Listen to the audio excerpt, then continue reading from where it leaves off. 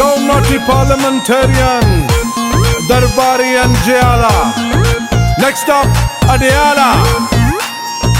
روک سکو تو روک لو تبدیلی آئی رے تبدیلی آئی رے تبدیلی آئی رے منہ کالا کر اپنوں کا دیتا ہے دہائی رے تبدیلی آئی رے تبدیلی آئی رے روک سکو تو روک لو تبدیلی آئی رے تبدیلی آئی رے آئی پی ٹی آئی رے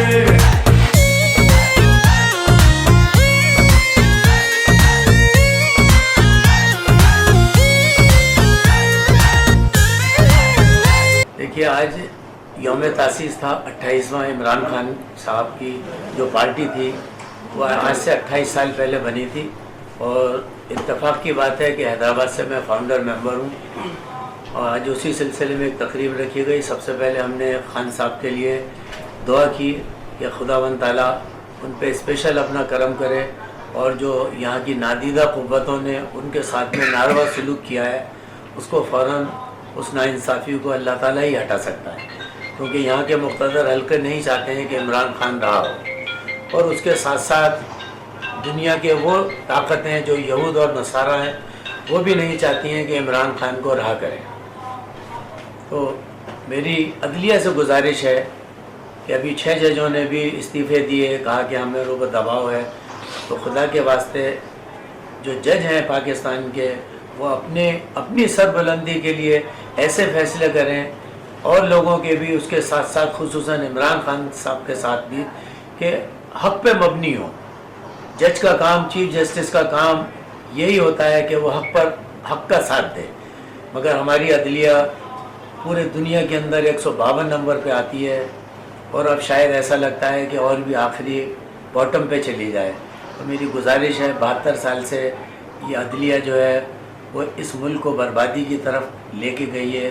اب خدا کے واسطے انصاف کرو. اور حضور اکرم صلی اللہ علیہ وسلم نے جو آخری خطبہ دیا, ایک واحد شخص تھے جو پوری دنیا کا انہوں نے خود جو ہے کہا چارٹر اور ڈیموکریسی دی جس کے لیے پوری دنیا ایک ہوتی ہے. اور پھر اس میں بھی وہ کرتے ہیں کہ کبھی کہتے ہیں ایران سے یہ مت لو, کبھی کوئی کہتا ہے کہ پاکستان سے یہ مت کیجئے. مگر حضور اکرم صلی اللہ علیہ وسلم نے 1500 سال پہلے کہا کہ عربی کو اجمی پہ, اجمی کو عربی پہ فوقیت نہیں ہے تو صرف تقوی کی بنیاد پہ. اور اتنی عزت عورت کو اللہ تعالیٰ نے دی, حضور صلی اللہ علیہ وسلم کے ذریعے دلوائی کہ آج سے 1500 سال پہلے کسی دنیا کی تاریخ میں نہیں تھا کہ عورت کو اتنی عزت ملی ہو.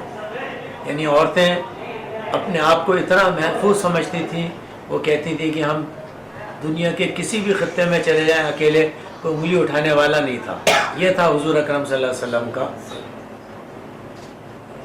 قانون. تو ہم چاہتے ہیں کہ ایسے ہی قانون کم سے کم ہمارے ملک میں ہی آ جائے, دنیا میں نہیں آ سکتا ہے.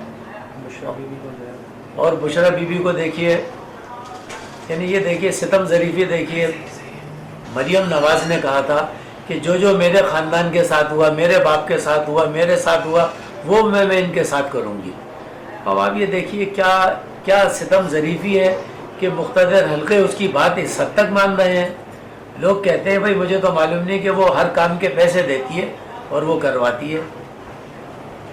بشرا بی بی کو زہر دلوایا جا رہا ہے. ابھی رپورٹیں آئی ہیں اس میں یہ ثابت ہو گیا. تو خدا کے واسطے اب بھی جو ہے قانون کو کی بالادستی قائم کیجیے.